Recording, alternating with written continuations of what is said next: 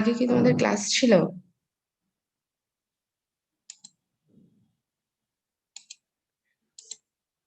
না ma'am. Class ছিল না?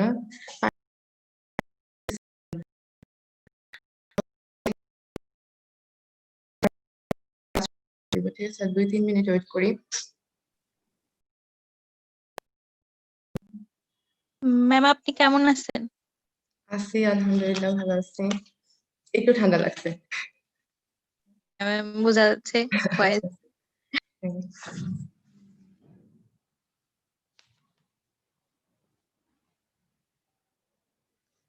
তো পরীক্ষা ছাড়াই হচ্ছে নতুন সেমিস্টারের ক্লাস শুরু হয়ে গেল।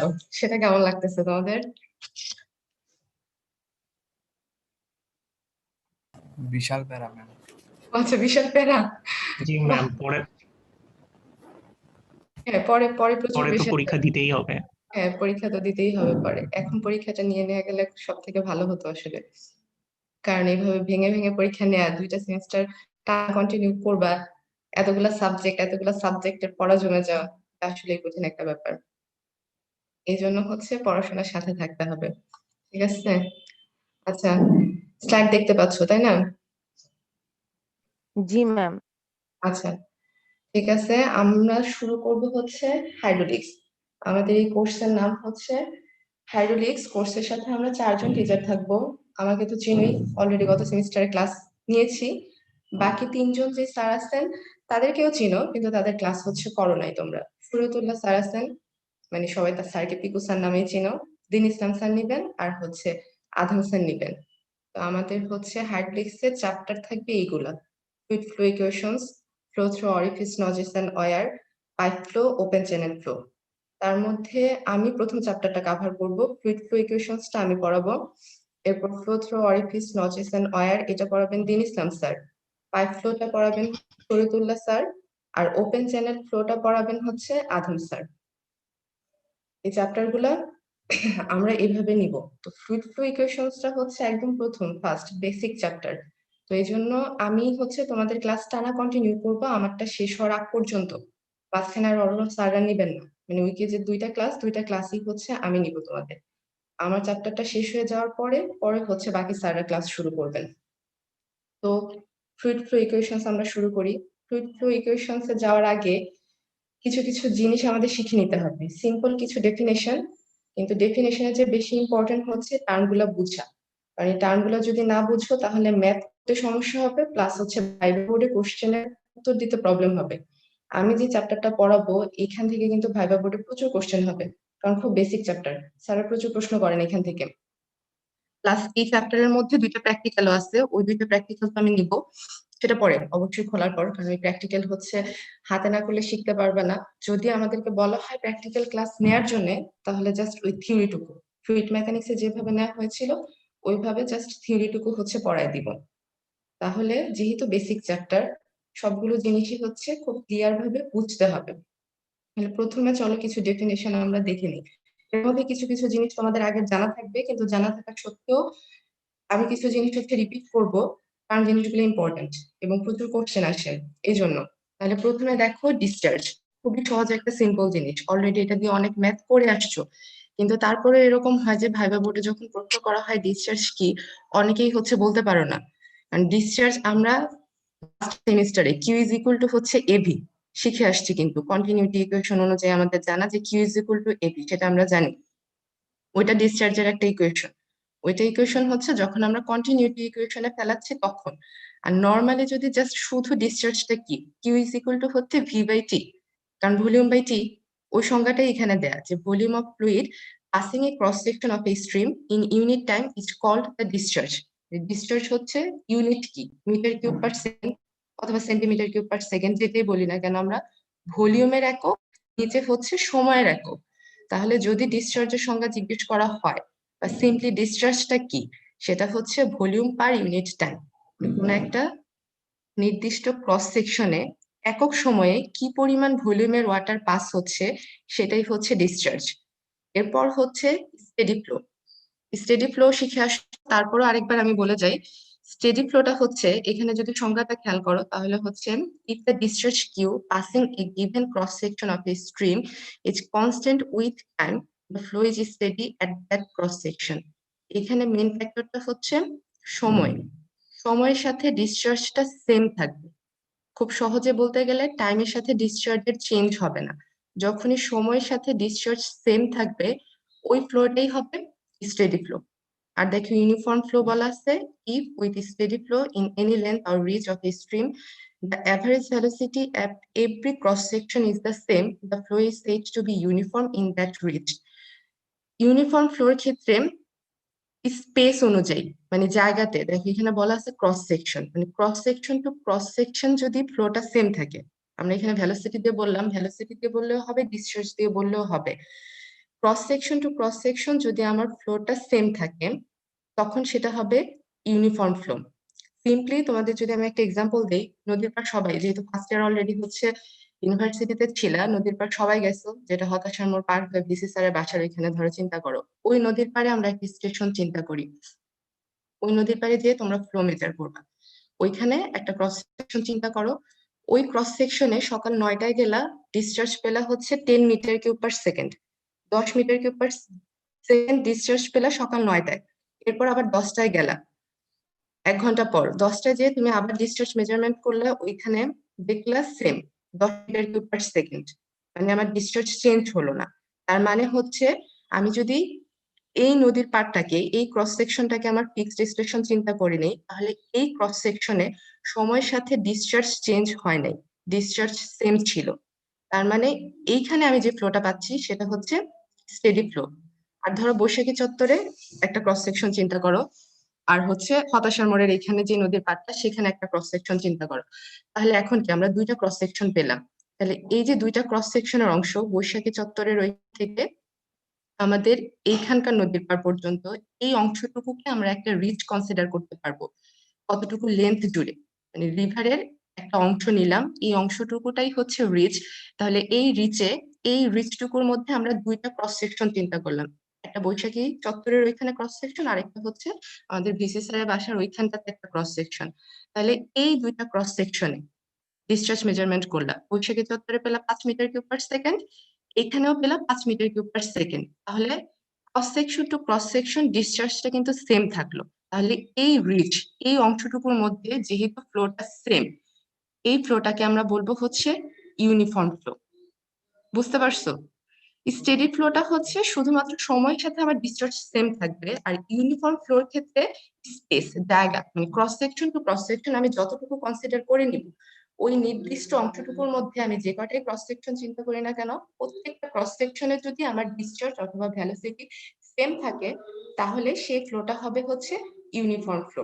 তাহলে স্টেডি ফ্লো হচ্ছে সময়ের সাথে, আর ইউনিফর্ম ফ্লোটা হচ্ছে স্পেসের সাথে, মানে এখানে জায়গা, স্পেস টু স্পেস আমাদের ফ্লোটা থাকবে সেম, তখন সেটা হবে হচ্ছে ইউনিফর্ম ফ্লো। এরপর দেখো এনার্জি আর হচ্ছে হেড। এনার্জি কি আমরা জানি, সবাই জানি, শক্তি, কাজ করার সামর্থ্যটাই হচ্ছে শক্তি। Energy is defined as ability to do work, কাজ করার সামর্থ্যই হচ্ছে শক্তি, সেটাকে আমরা নিউটন মিটারেও প্রকাশ করতে পারি, আর যদি হচ্ছে পাউন্ড পার ফিট স্কোয়ার সেই ইউনিটে যাই তাহলে সেটা হবে পাউন্ড ফিট, এনার্জির ইউনিট। এখন সেই এনার্জিটাকেই আমরা হেডে কনভার্ট করতে পারি, যদি ওয়েট দিই, টোটাল ওয়েট দিয়ে ভাগ করে দিই, তাহলেই হচ্ছে আমরা হেড পাবো। তাহলে হেডটা হচ্ছে amount of energy per Newton or per pound of fluid, অথবা বলতে পারি the amount of energy per weight of fluid. যেহেতু আমরা ফ্লুইডের চ্যাপ্টারই পড়ছি এই জন্য সবগুলো টার্মই হচ্ছে ফ্লুইডের সাপেক্ষে শেখা। তাহলে এনার্জিটাকে যদি আমরা পার ওয়েট দিয়ে ভাগ করে দিই, ফ্লুইডের টোটাল ওয়েটটা দিয়ে যদি আমরা ভাগ করে দিই তাহলেই হচ্ছে সেটা হেডে কনভার্ট হয়ে যাবে, সেটাই হবে হেড। তাহলে এখন আমাদের এই ফ্লুইড ফ্লো ইকুয়েশনসে আমরা বিভিন্ন রকমের এনার্জি থাকে, আমরা জানি এনার্জি অনেক রকম আছে, কিন্তু আমরা এখানে মেইনলি কভার করব 3 রকমের এনার্জি। আমরা এখানে পড়বো 3 টাইপস অফ এনার্জি।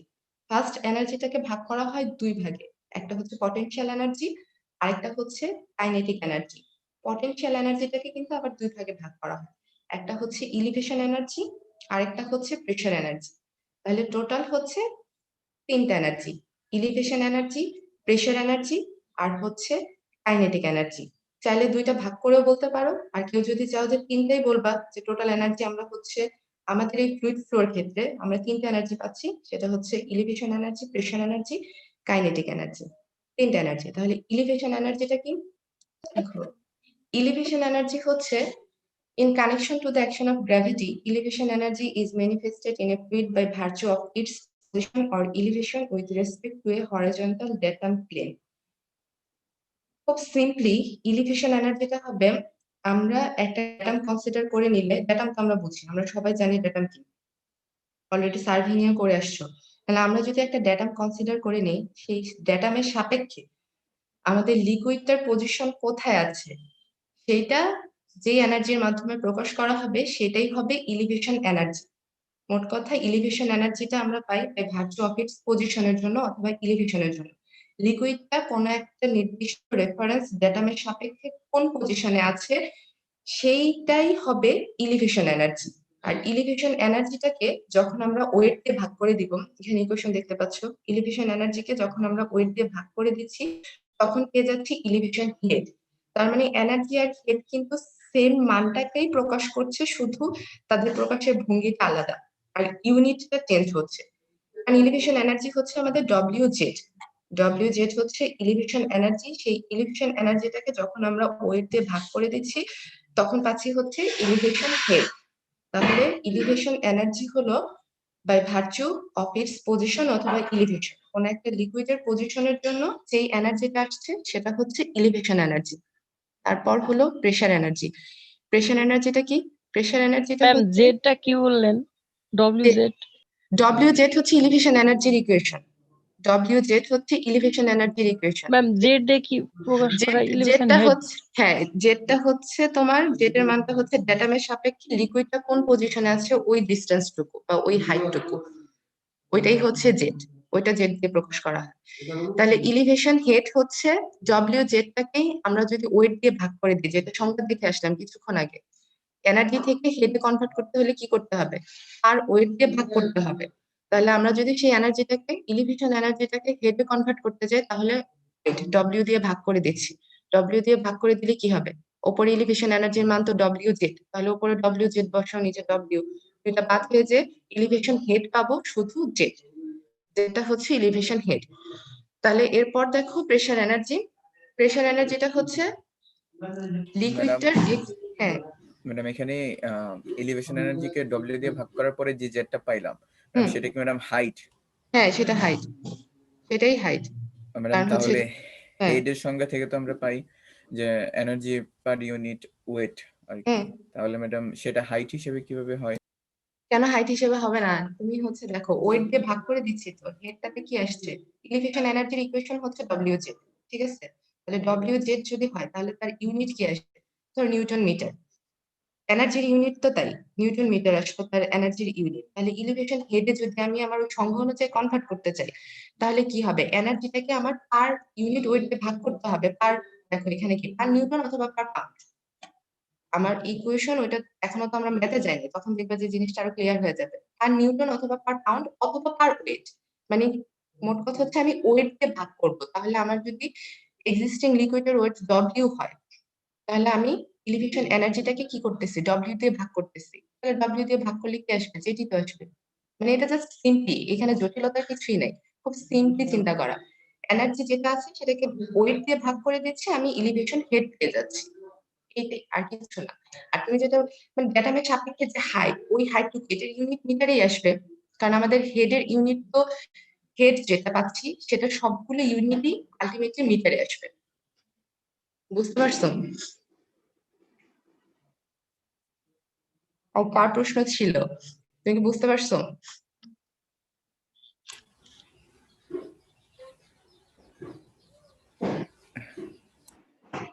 আর তুমি কি বুঝতে পারছো নাকি বুঝতে পারো নাই? ম্যাডাম চিন্তা করতেছি ম্যাডাম, মানে হেডের সংজ্ঞা যখন পড়ছি তখন তো ম্যাডাম আমরা বললাম যে এনার্জি বাই ওয়েট, এটা তাহলে হচ্ছে হেড। এখানে কি তো দেখতে পাচ্ছ? এনার্জি বাই ওয়েটই তো করলাম, তাই না? ইলিভেশন হেডের ইকুয়েশন দেখো, elevation energy divided by weight. তাহলে ইলিভেশন এনার্জিতে কি ডব্লিউ জেড, তো আমি ভেঙে লিখি না, এলিভেশন এনার্জি তো উপরে তুলি, এই যে ইকুয়েশনটা ভগ্নাংশের উপরে কি বসাবা? ডব্লিউ জেড বসাবা, নিচে হচ্ছে ডব্লিউ, তাহলে ডব্লিউ ডব্লিউ বাদ দিয়ে কি থাকবে? জেডই তো থাকবে। এক্ষেত্রে দুইটা জিনিসই এক হয়ে যাচ্ছে, ওই যে কোন কোন মানে দুইটা হেড আর জিনিস? সেখানে হ্যাঁ, হাইট আচ্ছা, হেড আর হাইট এক চেঞ্জ হয়ে এক হয়ে যাক না, তুমি কেন এই জিনিসটাকে হচ্ছে মানে কনফিউশন কেন নিচ্ছ? হেড আর হাইট এখানে আমার এক, সমস্যা কি? জি সমস্যা ম্যাডাম। নাই তো? হ্যাঁ, এইটাই, তুমি ওইখানে কনফিউশনে যেও না। হেড আর হাইট সেম। আমার এই ইকুয়েশনের ক্ষেত্রে হেড আর হাইট অবশ্যই সেম হবে। আর সেম হয়ে এলিভেশন যাচ্ছে। হেডটাকে তুমি যখন এখানে যেতে যখন আমরা কনভার্ট করলাম, এর ইউনিট যদি ধরো এনার্জির ইউনিট যদি আমি নিউটন মিটারে চিন্তা করি, তাহলে এটার ইউনিট কিন্তু মিটার আসবে। আর তুমি যদি নর্মালি হচ্ছে মেজার করো, ধরো একটা পাইপ আমরা সেট করলাম, একটা ড্যাটাম লাইন সেট করলাম, সেই ড্যাটাম থেকে পাইপের হাইটটুকু যদি চিন্তা করি, তাহলে কি পাবো? অবশ্যই ধরো 2 মিটার উপরে হচ্ছে আমি সেট করলাম, বা 5 সেন্টিমিটার উপরে সেট করা আছে, তাহলে ওই 5 সেন্টিমিটারটাই হচ্ছে তার এলিভেশন হেড। বুঝতে পারছো? সেটাই কিন্তু হেড হবে। হেড হবে প্লাস হাইট হবে, মানে হাইটটাই হেড, সেম, এক্ষেত্রে সেম। এটাকে যদি আমি আমার এনার্জিতে কনভার্ট করতে চাই, তাহলে আমাকে ডব্লিউ দিয়ে গুণ করে নিতে হবে। বুঝতে পারছো? মানে এটা তো আমি এনার্জি থেকে হেডটাতে নিলাম, এনার্জি থেকে কিভাবে হেডে কনভার্ট আমরা করতে পারবো সেই জিনিসটা দেখানো। আর তুমি যেটা প্যাচ লাগাচ্ছ হেড আর হাইটের সাথে, দুইটা জিনিস সেম, দুইটা জিনিস সেম, আলাদা কোনো কিছুই না। আমি এখানে যেটা হেডে কনভার্ট করলাম, এই জেডটা যদি আমি হচ্ছে বাই হ্যান্ড মেজার করি, তুমি যদি হাতে মেজার করতে চাও, তাহলে যে মানটা আসবে ওই হাইট আর এই হেড সেম জিনিসই প্রকাশ করতেছে। ঠিক আছে?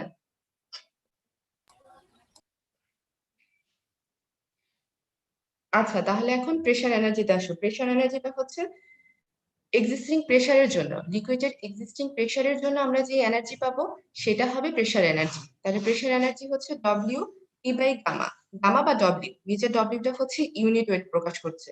তাহলে এই এনার্জি থেকে যদি হচ্ছে আমরা হেডে কনভার্ট করতে চাই, জাস্ট ডব্লিউটা বাদ হয়ে যাবে। তাহলে পি বাই গামা বা পি বাই ডব্লিউ হচ্ছে আমাদের প্রেসার হেড। এরপর হচ্ছে কাইনেটিক এনার্জি অথবা কাইনেটিক হেড। তাহলে কাইনেটিক এনার্জিটা হচ্ছে আমরা যেটা ভ্যালোসিটির জন্য পাবো। ফ্লুইডটা যদি হচ্ছে মুভিং অবস্থায় থাকে, ফ্লুইড ফ্লো হচ্ছে, ফ্লোয়িং অবস্থায় যদি থাকে, তাহলে এর ভ্যালোসিটির জন্য আমরা যে এনার্জিটা পাবো সেটা হচ্ছে আমাদের কাইনেটিক এনার্জি। আর kinetic energy half M V square. Kinetic এনার্জির ইকুয়েশন হচ্ছে হাফ এম ভি স্কোয়ার। এই হাফ এম ভি স্কোয়ারকে যদি আমরা হেডে কনভার্ট করতে চাই, তাহলে V square by twice G পাবো। এখানে দেখো এম, এম তো হচ্ছে মাস, মাসকে যদি হচ্ছে আমরা এক্সিলারেশন জি দিয়ে কনভার্ট করতে চাই, তাহলে কি আসবে? ডব্লিউ বাই জি আসবে।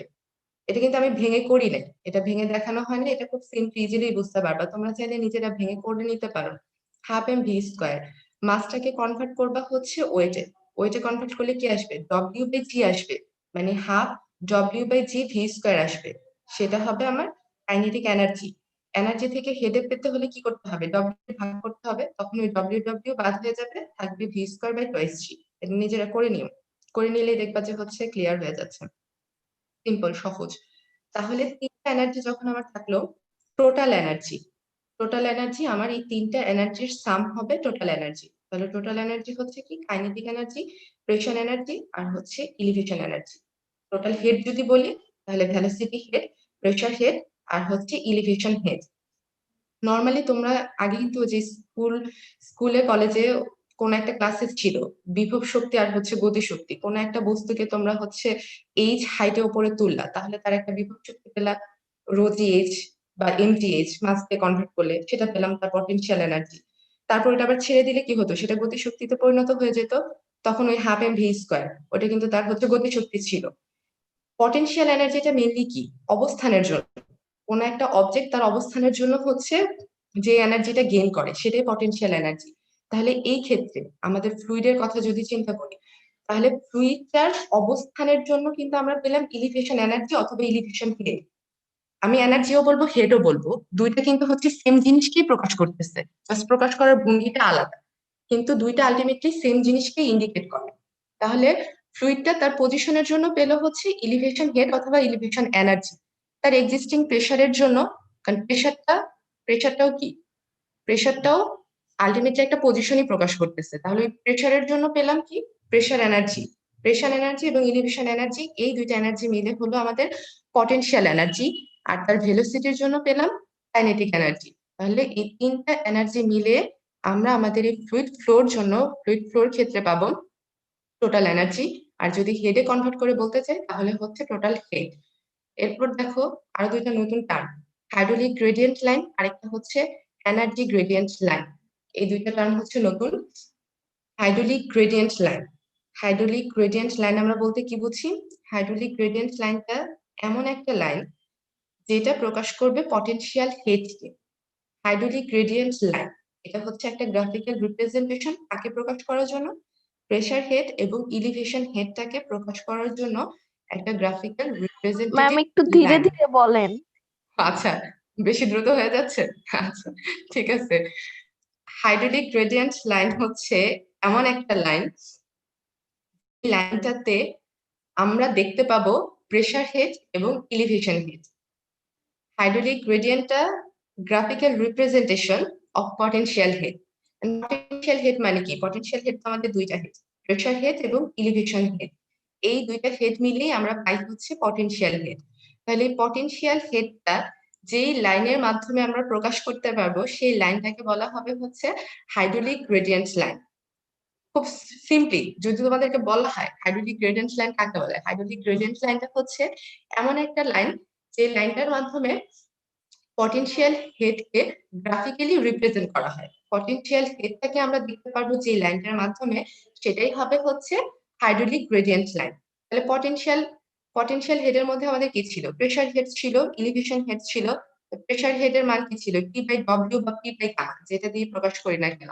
ধরে নাও পি বাই গামা হচ্ছে আমাদের প্রেসার হেড, আর ইলিভেশন হেড ছিল হচ্ছে জে। তাহলে এই দুইটা লাইনের সামেশন যেই লাইনটার মাধ্যমে প্রকাশ করা হবে সেটাই হবে আমাদের হাইড্রোলিক গ্রেডিয়েন্ট লাইন। এখন নরমালি তোমরা হচ্ছে, আচ্ছা এটা পরে, এই লাইনটা পরে বলবো যখন হচ্ছে ফিগারটা দেখানো হবে তখন। এখন তাহলে দিবালা এই এই দড়িতে টানো, এই দড়িতে টানো গো, এটা তো নিজেই খালি লম্বা হবো।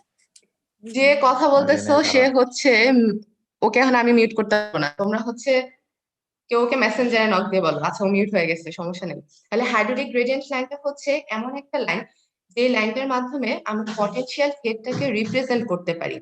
এরপর হচ্ছে energy gradient line. Energy gradient লাইনটা হচ্ছে এমন একটা লাইন যে লাইনের মাধ্যমে টোটাল এনার্জিটাকে রিপ্রেজেন্ট করা হবে অথবা টোটাল হেডটাকে রিপ্রেজেন্ট করা হবে। হাইড্রোলিক গ্রেডিয়েন্ট লাইনে ছিল দুইটা, ইলিভেশন হেড আর হচ্ছে প্রেসার হেড। আর এনার্জি গ্রেড লাইন যেটা, সেটার মধ্যে তিনটেই আসবে, ইলিভেশন হেডও আসবে, প্রেসার হেডও আসবে, প্লাস হচ্ছে ভেলোসিটি হেডটাও আসবে।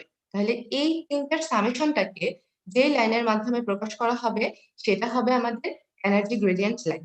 এখানে অনেক কিছু বলা আছে, এটা তোমরা নিজেরা পড়ে নিও, আমি এখান থেকে আর হচ্ছে বলতে চাচ্ছি না, খুব সিম্পলি সহজে বলতেছি।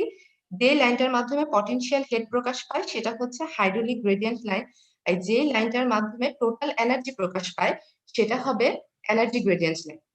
এনার্জি গ্রেডিয়েন্ট লাইন, এখানে দেখো একটা কথা বলা আছে যে energy gradient line in always above the hydraulic gradient line by an amount equal to the velocity head. এই লাইনটি ফিগারটা দেখলেই হচ্ছে ক্লিয়ার হয়ে যাবে। দেখো আমরা ধরে নিচ্ছি এই হচ্ছে আমাদের একটা ড্যাটাম লাইন, তার উপরে একটা পাইপ যার মধ্য দিয়ে হচ্ছে লিকুইড ফ্লো হচ্ছে। লিকুইড ফ্লো হচ্ছে সেকশন 1, দেখো লিকুইড ইন্টার হচ্ছে এবং সেকশন 2 লিকুইড এই পোর্শনটা দিয়ে হচ্ছে বের হয়ে যাচ্ছে। তাহলে লিকুইড সেন্ট্রাল লাইনটাকে আমরা হচ্ছে ধরে নেই। তাহলে সেন্ট্রাল লাইন পর্যন্ত ড্যাটাম থেকে হাইট কি, যেহেতু আমাদের সেকশন 2টা আলাদা আলাদা করে ধরে নিচ্ছি, সেন্ট্রাল লাইন পর্যন্ত হাইট হচ্ছে Z1 এবং সেকশন 2তে সেন্ট্রাল লাইন পর্যন্ত হাইট হচ্ছে Z2। তাহলে এই যে Z1 আর Z2 এই দুইটা কোন হেড? এই দুইটা হচ্ছে ইলিভেশন হেড।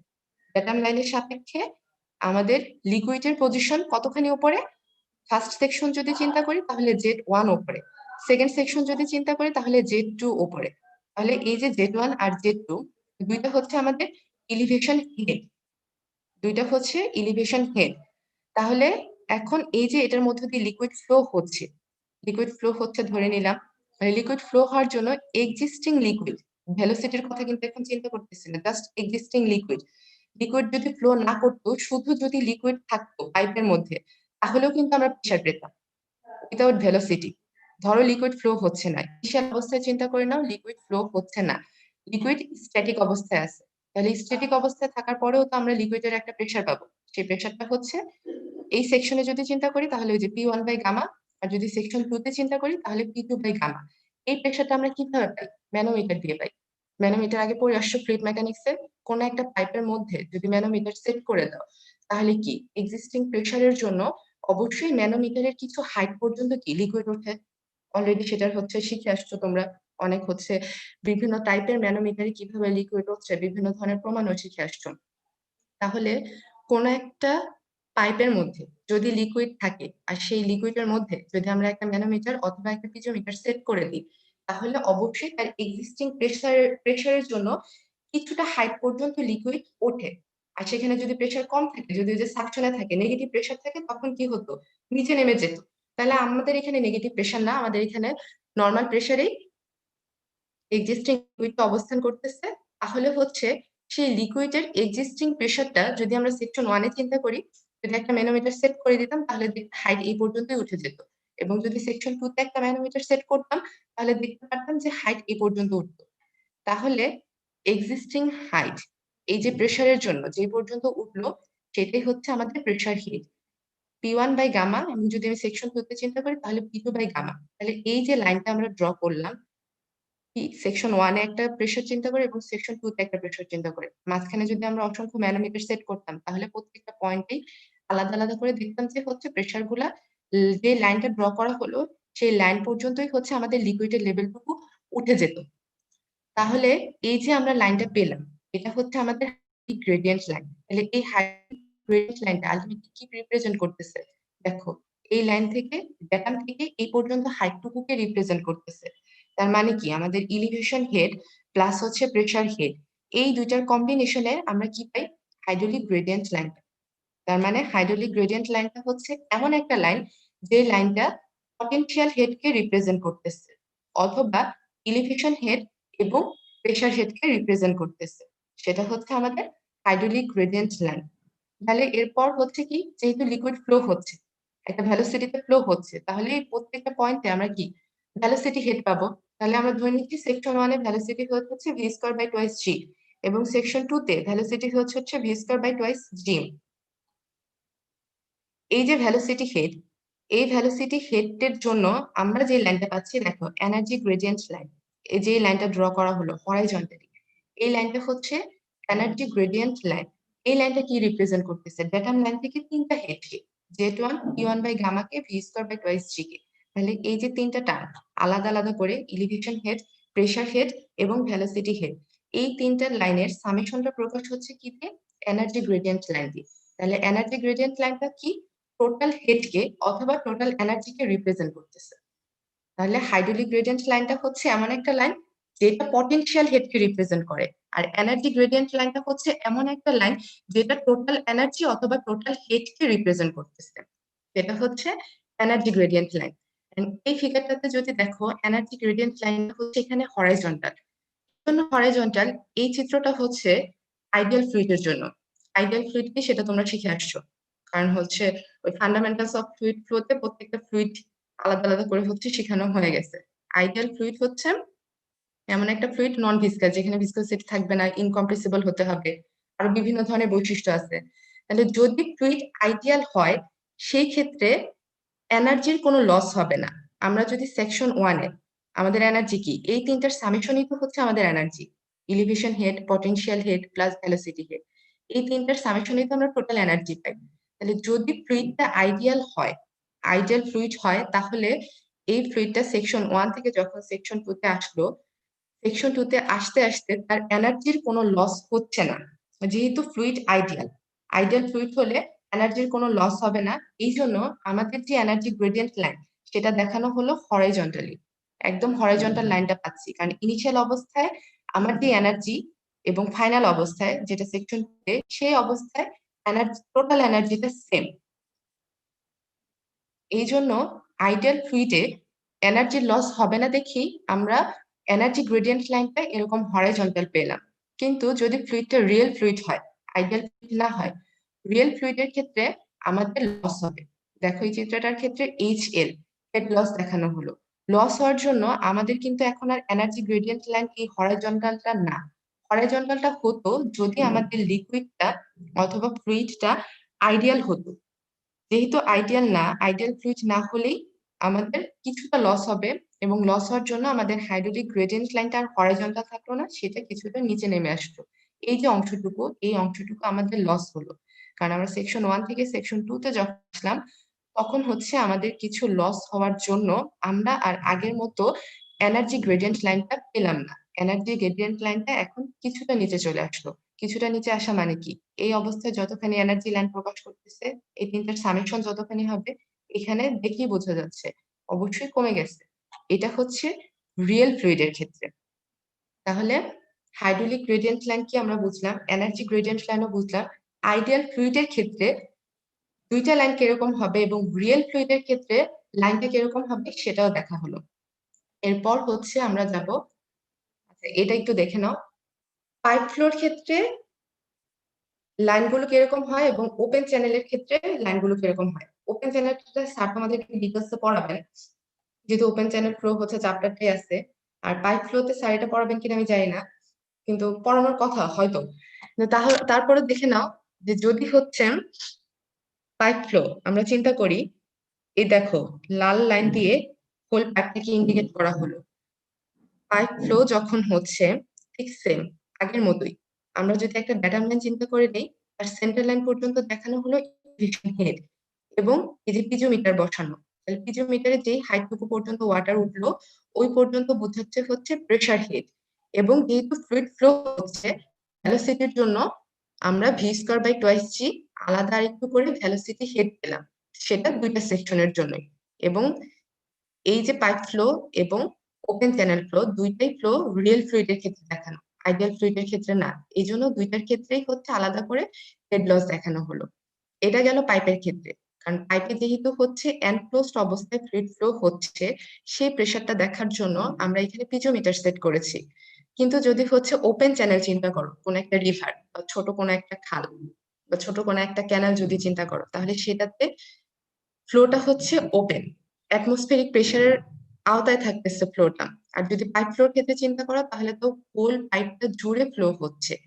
এখন এই ক্ষেত্রে একটা জিনিস আছে আবার, ধরো এই পাইপটা যদি ফুল ফ্লো না হয়ে হাফ ফ্লো হতো, ফুল ফ্লো হচ্ছে না হাফ ফ্লো হচ্ছে, যদি ধরো পাইপটা অর্ধেক থেকে, এই অবস্থায় ধরে নিচ্ছি যে অর্ধেক দিয়ে পাইপটা ফ্লো হচ্ছে, পাইপটা ফুল ফ্লো হচ্ছে না। যদি পাইপ অর্ধেক অবস্থায় ফ্লো হয় তাহলে সেটা কিন্তু পাইপ ফ্লো থাকবে না, সেটা ওপেন চ্যানেল ফ্লোই হয়ে যাবে।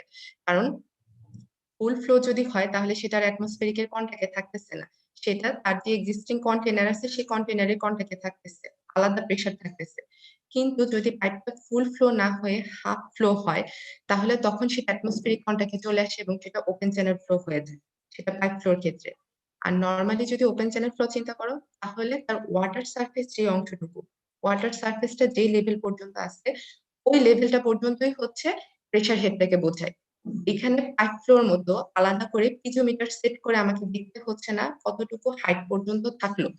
ওপেন চ্যানেল ফ্লোর ক্ষেত্রে চ্যানেল বটম থেকে ওয়াটার সারফেসের হাইট যতটুকু সেই হাইটটাই প্রেসার এনার্জি প্রকাশ করে। এই জন্য ওয়াটার সারফেসের যে লেভেলটা সেই ওয়াটার সারফেসের লেভেলটাই আলটিমেটলি হাইড্রোলিক গ্রেডিয়েন্ট লাইন প্রকাশ করে। ওয়াটার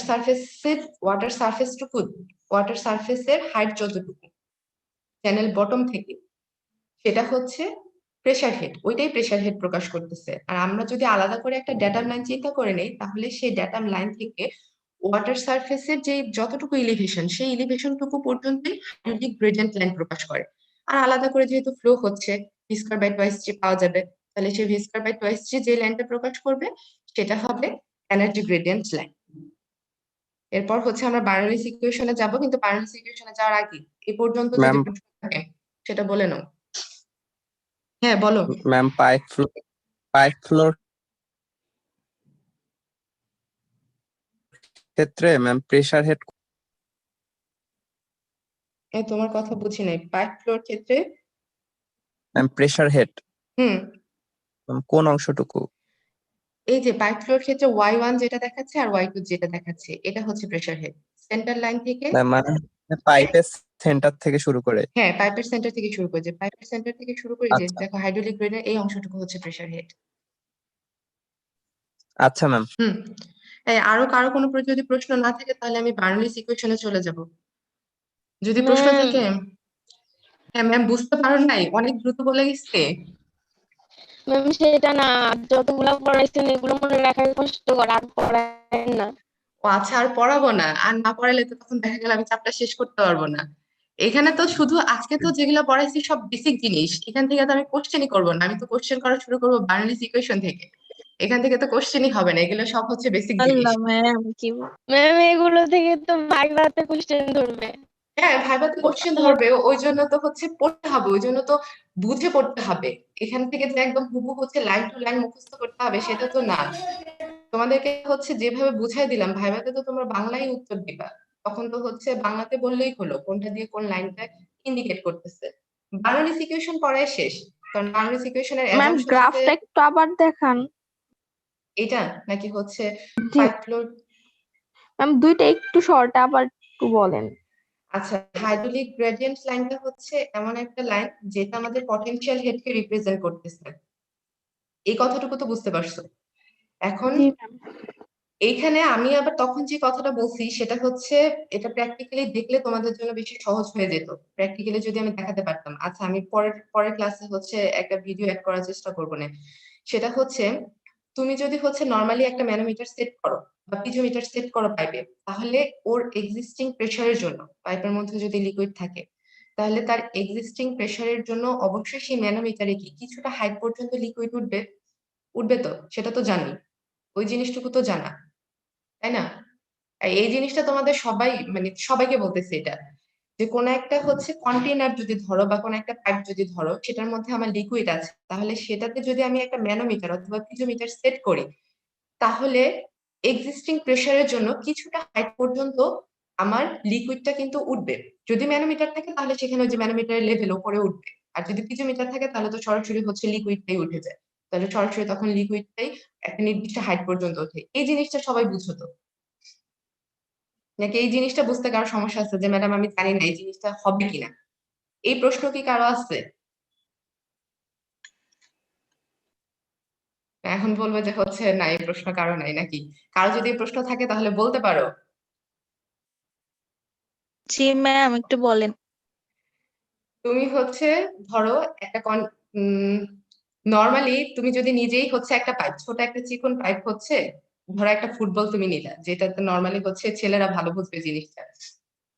একটা কন্টেনারে হচ্ছে ধরো ফুটবল, বা তুমি হচ্ছে বেলুনই চিন্তা করো, একটা বেলুন, বেলুন যদি ভর্তি হচ্ছে পানি থাকে, একদমই হচ্ছে ভর্তি পানি থাকবে, হাফ থাকবে না। একটা বেলুন তুমি যদি ভর্তি করে পানি রাখো, তাহলে সেই বেলুনটা যদি ছিদ্র করে একটা পাইপ ঢুকাও, তাহলে কি অবশ্যই পাইপে কিছুটা পর্যন্ত তো পানি উঠে যাবে। জি ম্যাম। এটা বুঝতে পারছো? তাহলে এই যে এখানে যে কাজটা হলো, আলটিমেটলি যদি আমরা যদি কোনো একটা পাইপ অথবা কোনো একটা কন্টেনারে যদি আমাদের লিকুইড থাকে সেখানে যদি আমরা একটা পিজোমিটার সেট করি, তাহলে তার এক্সিস্টিং প্রেসারের জন্য কিছুটা হাইট পর্যন্ত আমার ওই লিকুইডটা উঠবে।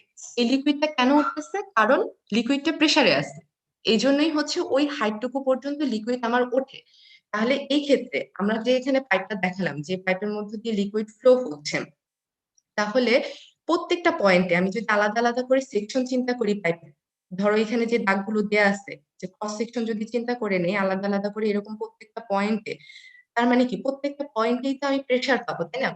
প্রত্যেকটা পয়েন্টে কিন্তু আমার প্রেসার আসবে। সেই প্রেসারটা কোন পর্যন্ত আসলো? এই যে হাইড্রোলিক গ্রেডিয়েন্ট লাইন যেটা দেখাচ্ছে এই পর্যন্ত আসছে প্রেসার। ধরো যদি আমি প্রথম সেকশন চিন্তা করি, এক্ষেত্রে যেটা P1 বাই গামা দিয়ে দেখানো হলো, এইখানে প্রেসারটা উঠলো এই পর্যন্ত। তারপরে যদি চিন্তা করো এখানে প্রেসার উঠছে এই পর্যন্ত, ঠিক তারপরে আসো এখানে প্রেসার আসছে এই পর্যন্ত। এইভাবে সেকশন 2 তে যদি আমি আসি তাহলে এই পয়েন্টে আমার প্রেসার আসছে এই পর্যন্ত। তাহলে এই যে ম্যাম, প্রত্যেকটা ম্যাম পয়েন্টে সব আমি জায়গায় কি প্রেশার সমান? না, সব জায়গায় প্রেসার সমান কেন হবে? সব জায়গায় তো প্রেসার সমান হবে না, সব জায়গায় প্রেসার সমান না, প্রেসারের কম বেশি হবে। কারণ তুমি যদি এখানে ক্রস সেকশন চিন্তা করো, এই যে এখানে হচ্ছে আমার ক্রস সেকশনটা একটু বেশি, আর যখন আমি এইদিকে যাচ্ছি নিচের দিকে আমার ক্রস সেকশন কি কমে যাচ্ছে না? পাইপের ক্রস সেকশন কমতেছে, তাহলে যখন পাইপের ক্রস সেকশন কমবে ভেলোসিটি বাড়বে, প্রেসার কমবে, ভেলোসিটি বেড়ে যাবে, প্রেসার কমে যাবে। সব জায়গায় প্রেসার সমান হবে না। যদি পাইপটা ইউনিফর্ম হতো, যদি পাইপটা ইউনিফর্ম হতো, ডায়ামিটার যদি সব জায়গায় সমান হতো তাহলে প্রেসার ইউনিফর্ম হতো। বুঝতে পারছো? জি ম্যাম। প্রেসার সব জায়গায় সমান হবে না। তাহলে হচ্ছে মানে যার প্রশ্ন ছিল, যে মেয়েটা প্রশ্ন করলা যে এই লাইনটা বুঝতে সমস্যা হয় না, দেখো প্রত্যেকটা পয়েন্টে কিন্তু আমি প্রেসার পাচ্ছি, সেই প্রেশারটা আলটিমেটলি কি যে এই লাইন পর্যন্ত উঠলো, হাইড্রোলিক গ্রেডিয়েন্ট লাইন পর্যন্ত প্রেশার প্রত্যেকটা পয়েন্টে পয়েন্টে উঠে গেছে।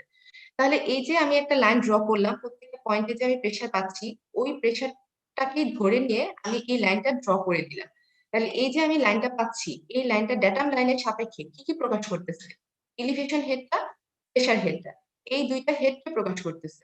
তার মানে আমার হাইড্রোলিক গ্রেডিয়েন্ট লাইনটা প্রেশার হেড প্লাস এলিভেশন হেডটাকে প্রকাশ করতেছে। হাইড্রোলিক গ্রেডিয়েন্ট লাইনটা এমন একটা লাইন যেটা আমার প্রেশার হেড এবং এলিভেশন হেডকে রিপ্রেজেন্ট করতেছে। তাহলে এটা হলো আমার হাইড্রোলিক গ্রেডিয়েন্ট লাইন। এরপর যেহেতু ফ্লুইডটা ফ্লো হচ্ছে, অবশ্যই আমি কিছু ভ্যালোসিটি পাচ্ছি। তাহলে এরকম ভাবে ঠিক সেম প্রত্যেকটা পয়েন্টে আমার ভ্যালোসিটি আছে। তাহলে সেই ভ্যালোসিটির জন্য আলাদা করে যে V square by twice G hydraulic gradient লাইনের উপরে আমি আরো একটা লাইন ড্র করে দিলাম। যেহেতু এটা আইডিয়াল ফ্লুইড, এই জন্য এখানে এই এনার্জি গ্রেডিয়েন্ট লাইনটা হচ্ছে হরাইজন্টাল হবে। এই এনার্জি গ্রেডিয়েন্ট লাইনটা কি প্রকাশ করতেছে? ড্যাটাম লাইন থেকে আমার এই তিনটা হেডকে প্রকাশ করতেছে। তার মানে এই এনার্জি গ্রেডিয়েন্ট লাইনটা হচ্ছে এমন একটা লাইন যে লাইনটা আমার টোটাল হেডকে অথবা টোটাল এনার্জিটাকে রিপ্রেজেন্ট করবে। বুঝতে পারছো? যার প্রশ্ন ছিল সে বুঝতে পারছো? জি ম্যাম। আচ্ছা ঠিক আছে। আর ম্যাম যদি রিয়েল ফ্লুইডের ক্ষেত্রে হাইড্রোলিক গ্রেড লাইন এটা কি সেম থাকবে? না, ওটা এটা সেম আইডিয়াল? থাকবে না, এটা হচ্ছে আইডিয়াল ফ্লুইডের ক্ষেত্রে। এই হাইড্রোলিক গ্রেডিয়েন্ট লাইনটা আইডিয়াল ফ্লুইডের ক্ষেত্রে। এই আইডিয়াল ফ্লুইডের ক্ষেত্রে আমাদের কোনো লস হচ্ছে না। আইডিয়াল ফ্লুইডের ক্ষেত্রে আমাদের কোনো লস হবে না, কারণ আইডিয়াল ফ্লুইডে ধরেই নেয় সবকিছু হচ্ছে আমাদের কন্ডিশন গুলো ফিক্সড থাকবে। এখানে ফ্লুইডের কোনো লস হবে না, এখানে এনার্জির কোনো লস হবে না। তাহলে এই জন্য হাইড্রোলিক গ্রেডিয়েন্ট লাইনটা কিন্তু সমান। কেন সমান? তাহলে কারণ দেখো এখানে হচ্ছে এই পয়েন্টটা যদি চিন্তা করো, তাহলে ড্যাটাম থেকে এই পর্যন্ত যতখানি হাইট, ড্যাটাম থেকে এই লাইনের হাইট ততটুকুই, এনার্জির তো কোনো লস হচ্ছে না। এই জন্য এটা আইডিয়াল ফ্লুইডে হাইড্রোলিক গ্রেডিয়েন্ট লাইনটা হবে হরাইজন্টাল, কিন্তু রিয়েল ফ্লুইডে হাইড্রোলিক গ্রেডিয়েন্ট লাইনটা হরাইজন্টাল থাকবে না। দেখো হাইড্রোলিক গ্রেডিয়েন্ট লাইনটা এখানে কিন্তু একটু নিচের দিকে চলে আসছে, কারণ এই পয়েন্টে আসতে আসতে আমার এনার্জির লস হয়েছে। ওই লসটুকু কি? এই যে HL, এই লসটুকু হচ্ছে হেড লস। এই অংশটুকু হচ্ছে হেড লস দিয়ে দেখানো। এই জন্য রিয়েল ফ্লুইডের ক্ষেত্রে হচ্ছে এনার্জি গ্রেডিয়েন্ট লাইনটা হরাইজন্টাল থাকবে না। ঠিক আছে? আচ্ছা, এখন আচ্ছা তোমাদের কি পরে ক্লাস আছে? জি ম্যাম। কারণ বার্নৌলিস ইকুয়েশন হচ্ছে শুরু করলে আমি এটা মনে হয় না শেষ হবে। জি ম্যাম। ম্যাম আজকে তাহলে থাক না। ম্যাম আমাদের ক্লাস আছে। জি ম্যাম, আজকে আমাদের এখানে আচ্ছা ঠিক আছে, বার্নৌলিস ইকুয়েশন তাহলে হচ্ছে পরেই নিব। পরের ক্লাস তোমাদের মঙ্গলবার, তাই না? মঙ্গলবার ma'am. 10টায়। আচ্ছা ঠিক আছে, মঙ্গলবার 10টায় বোধহয় এটাই প্রথম ক্লাস, নাকি এর ক্লাস আছে? ম্যাম আমাদের তো নাই। নে ক্লাস আছে কিন্তু হবে কিনা, হবে মেবি সম্ভবত। ও আচ্ছা আচ্ছা, ফুড দেন নাই, এগ্রি ইঞ্জিনিয়ারিং এর আছে নাকি? জি ম্যাম। হ্যাঁ ম্যাম আমার আচ্ছা জি আচ্ছা ম্যাম, আমাদের আছে এগ্রি ইঞ্জিনিয়ারিং এর। আচ্ছা ঠিক আছে, তাহলে হচ্ছে ক্লাস থাকলে থাকলো, না থাকলেও সমস্যা নাই। 10টায় হচ্ছে, তাহলে 10টায় হচ্ছে এইটা, এই অংশটুকু আমি হচ্ছে আজকে তোমাদের দিয়ে দিচ্ছি। আর সবার কাছে আশা করি বই থাকার কথা, মানে ইসের বইটা যেটা, কুর্মির বইটা যেটা, সেটা মনে হয় সবাই হচ্ছে কালেক্ট করছো। আর তোমরা হচ্ছে নীলক্ষেত থেকে আসলে অনেক অল্প টাকায় বই পাওয়া যায়, বই কালেক্ট করে নিও। হাইড্রোলিক্সটা বেশি ইম্পর্টেন্ট, যেটা হচ্ছে কিং এর বই।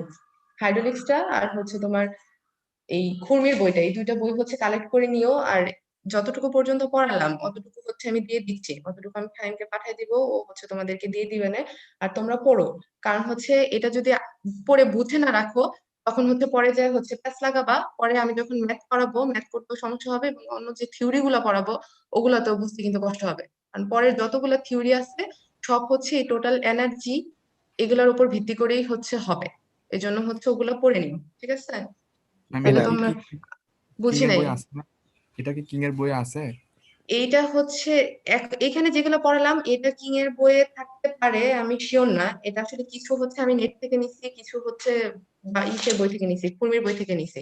কারণ মানে আমি আসলে আমরা যখন স্লাইড তৈরি করি তখন তো ওই একটা বই ফলো করে তৈরি করি না, বুঝছো না? মানে যেখান থেকে যেটা মনে হয় যে এটা হয়তো তোমাদের জন্য ইজি হবে, এক জিনিস তো এক এক জায়গা থেকে নেওয়া আসলে। কিন্তু বই হচ্ছে এটা তো আমি আমার মতো করে বুঝাই দিলাম, তোমরা যখন বইতে পড়বা তখন দেখবা যে হচ্ছে আরো ক্লিয়ার হয়ে গেছে, কনসেপ্ট আরেকটু ক্লিয়ার হবে। বই পড়বা, নেটে ঘাটবা, তখন তো হচ্ছে নেটে দেখবা যে আরো আরো হিউজ অনেক জিনিসপত্র লেখা আছে, যে যারা এই জিনিসটুকু বুঝতে পারতেছো, যে তোমাদের আরো আগ্রহ আছে আমি এই জিনিসটা আরো জানি, সবাই সবাই দেখবা না, সবাইকে বলেও আমার লাভ নাই, সেটা জানি সবাই দেখবাই না, কিন্তু যাদের আগ্রহ আছে তারা নেটের দিকে ঘেটে ঘেটে হচ্ছে আরো অনেক কিছু ডিটেলস হচ্ছে দেখে নিতে পারো, ঠিক আছে? জি ম্যাম। আচ্ছা ঠিক আছে, তাহলে তোমরা লিভ নিতে পারো।